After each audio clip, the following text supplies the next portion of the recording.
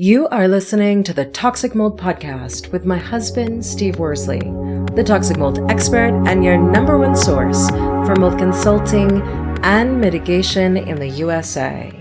Here is episode 154, Air Purifiers for Toxic Mold. Before we get started on this episode, a short or not so short disclaimer. While all attempts have been made to verify the content provided in this podcast, neither the podcaster or the producers assume any responsibility for errors, omissions, or alternative interpretations of the issues discussed herein. All information stated in this podcast is the opinion of Steve Worsley. Steve Worsley is a mold specialist with over 20 years of experience in the construction and mold industry. The Toxic Mold Podcast is for information sharing purposes only. The views expressed are those of the podcaster and his alone. These views should not be taken as expert instruction or commands. While there may be references to medical conditions and symptoms, all solo podcast episodes are the opinion of Steve Worsley, and any medical questions or concerns shall be addressed with the appropriate licensed medical professional or professionals. As the podcaster refers to different mold types, please be aware that Steve Worsley is not a microbiologist, and questions concerning mold specifics should be answered by the appropriate professional. The listener is 100% responsible for his or her own actions. You can check out Steve's books on Amazon about mold and dealing with mold in your home at amazon.com/author/Steve Worsley. And if you're interested in scheduling a mold consultation, over the phone consultation with Steve, you can be sure to find out more about those and his availability at cnccontractorservices.com. Now, let's get to the episode. Hello, everyone. Welcome to a brand new episode of the Toxic Mold Podcast. Steve, today we are talking about air purifiers. Yes.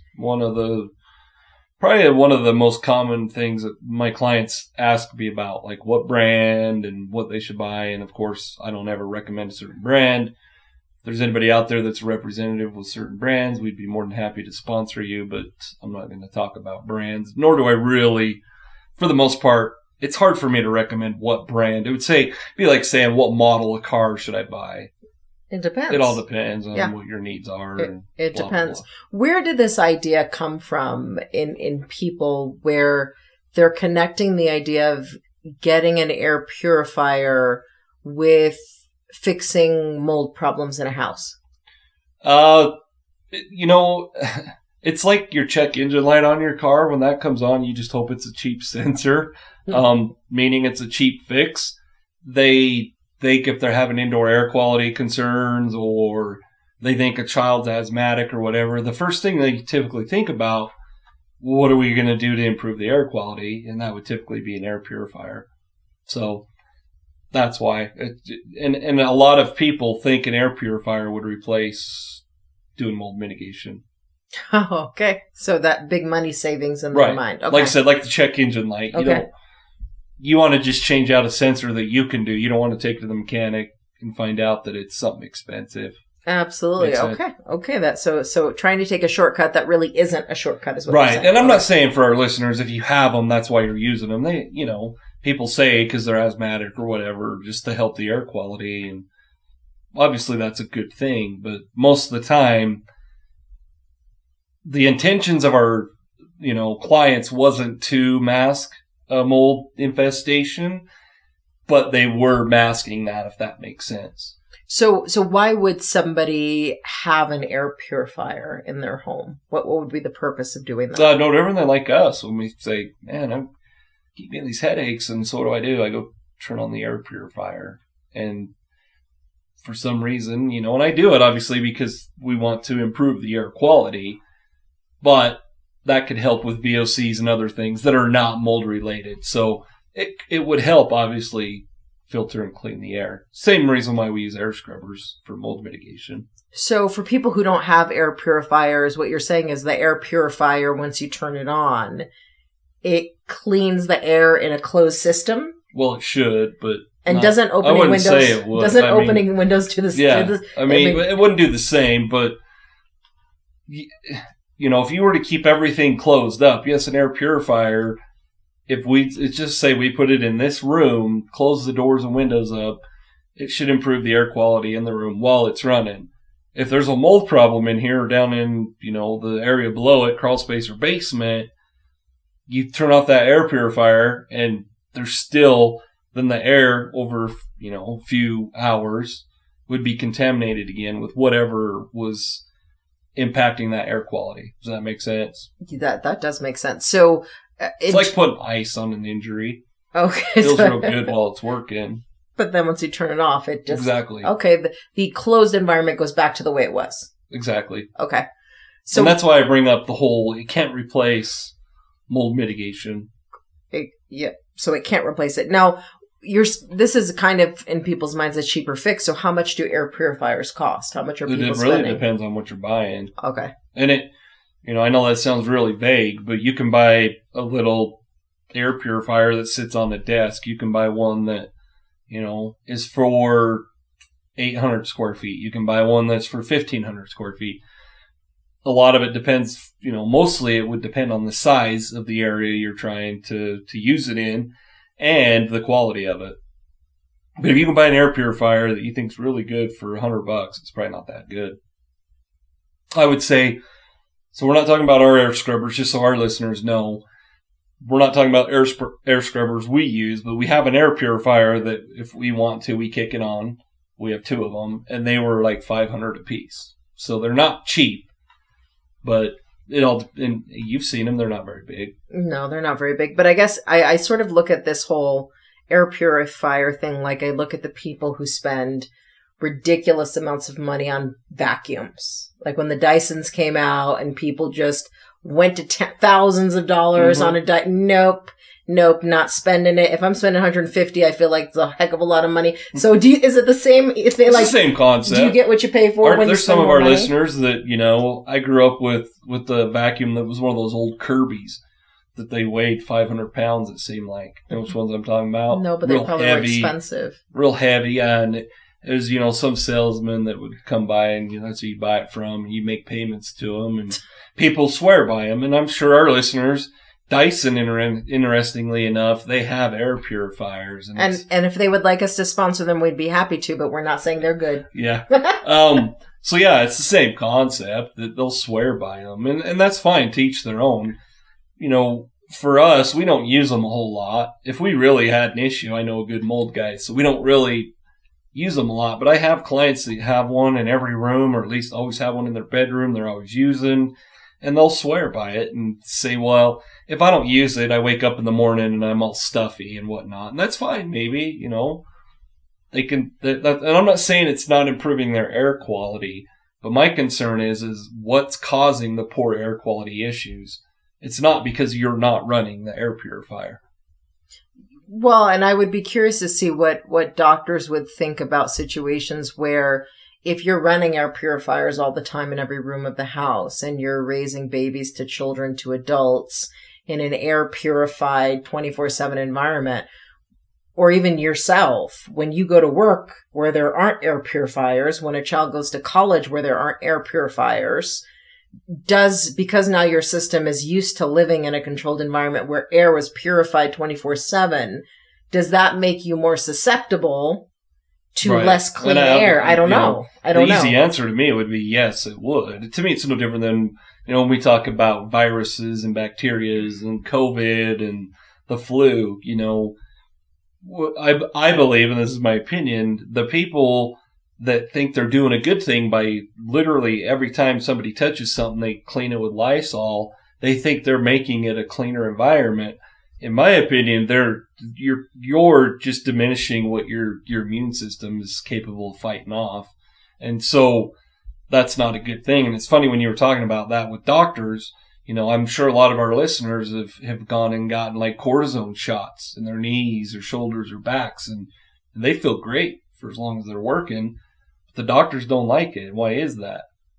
Because it's not fixing anything. Correct. It's masking the issue. Correct. So, obviously I'm not an expert to answer the question you just brought up, but I from my profession would say, no, that's a bad idea. To condition your body and your immune system that the air has to be so clean. Absolutely. You know? That makes sense. And the body builds a tolerance to things. And so if it doesn't have a tolerance Right. to less clean air, every time you go anywhere where there's less clean air, you will not be able to withstand it the way another person who's not living in an air purified 24/7 home is. Right. You know, and it's, you know, we grew up where we joke around and, you know, say we used to eat dirt, but we drank from hoses. And, you know, nowadays you got, I don't know how many different types of purified spring, whatever kind of water that's bottled water. Kids carry around hand sanitizers on their backpacks. We never did any of that. Yeah. So, and I believe, you know, once again, that's part of why the mold epidemic we're experiencing a lot of the things that we're seeing is because we're trying to improve, you know, our quality of life, our air quality, and a lot of it's just, you know, luxuries of having sheetrock on a wall. Well, there's a negative side to it also. And, you know, one of the negative sides is those, just like the flu and COVID and all that, is it mutates. So, variants. And it's the same thing with mold. It has to survive too. So. And it will mutate whatever way allows it to survive. The tougher you make it for it to survive, the tougher it's going to be. So it's kind of a no-win situation. It might, once again, to our listeners, that's my opinion. I know there's a lot of people that they think that keeping everything literally Lysoled all the time is a good thing. I don't think that's the best thing for our bodies, or not for mine. Absolutely. So when would you recommend that a listener use an air purifier? Well, for certain circumstances, you know, if you do have a child, it's the same thing as a humidifier. You know, if you have a sick child, you're going to put that humidifier in their room to help the air, for the air quality. It wouldn't really be air quality, but the air that child's breathing. This is the same thing, you know, if say you have someone that's asthmatic or whatnot, that's okay and to run air purifiers all the time, is it a bad thing? I'm not saying necessarily it is. My concern is what is it masking? So, but, you know, for our listeners, when would you use one? Well, you know, if you have your grandchild over that's asthmatic, you might want to put it in their room. But if you notice that you're running an air purifier all the time, and when you don't, and you go somewhere where there isn't one, you probably have an air quality issue wherever you're using that, if that makes sense. Yeah, that makes a lot of sense. So if somebody's listening to this and they're thinking, well, maybe I should get an air purifier just to have one, just in case, what factors are important when they're choosing an air purifier? Well, like we were talking about earlier, is the size of it. What type of filtration system's on there? It could be electrostatic air filters. It was like we mentioned with the other brand earlier. It says it's filterless. You know, every air purifier has different I'll just say qualities that it has. You know, and obviously a lot of that's based on the price you're going to pay. So, as I said, so for our listeners, you know, don't reach out to me and say, hey, what one do you recommend? I don't recommend any specific one. They all have the pros and cons, and they're going to have to be like you and check all the comments or all feedback, the reviews, before they buy one. But the most important is the size of room, how much money you're going to spend, and what type of filter it has on it. Okay, so what's your call to action for people? Well, we're obviously talking about air quality, and if you know you're used to an air purifier and you don't have one, and you notice that you feel worse or feel like you're sick without it running, there's an air quality issue and you need to have it tested. Have your home tested for mold. A lot of indoor air quality specialists, we can get to the bottom of, you know, what it is that's causing problems, whether it's VOCs or mold. But have your home tested, preferably by a professional, run air testing. Is it a good idea to have all of that testing done before you introduce an air purifier into the home so you have a baseline? Yeah, it wouldn't be a bad idea. And if to our listeners, if you are going to have your home tested, you don't want to have your windows open, be running air purifiers or fans right before the specialist comes in and tests. Because I'm not going to say it's contaminated, but it's not. You're going to have skewed numbers. It's not accurate. You want to know, you kind of want it like a radon test. You want it kind of a closed conditions to see what's really in the house. Yep, what's really going on. And then how soon should they test it after introducing something like an air purifier, just to see whether the air purifier is actually doing anything? For our listeners, they should know from their health if that air purifier is doing anything. I personally wouldn't run a test just to see. Okay. That's me. Yeah. Because testing gets expensive, and to me, it's meaningless to run an air test after you get an air purifier just to see. I mean, if people have that kind of money, give me a call. I mean, I'm more than happy to run a bunch of air tests, but it's usually not feasible. Absolutely.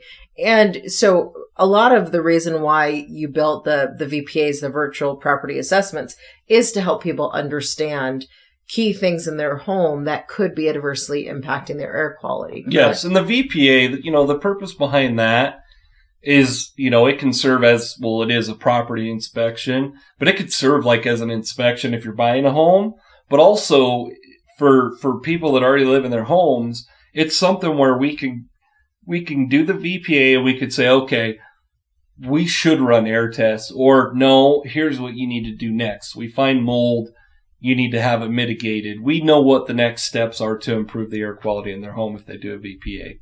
All right. Well, then be sure to check out virtual property assessments at cnccontractorservices.com. You've heard it from the expert. We will talk to you next time.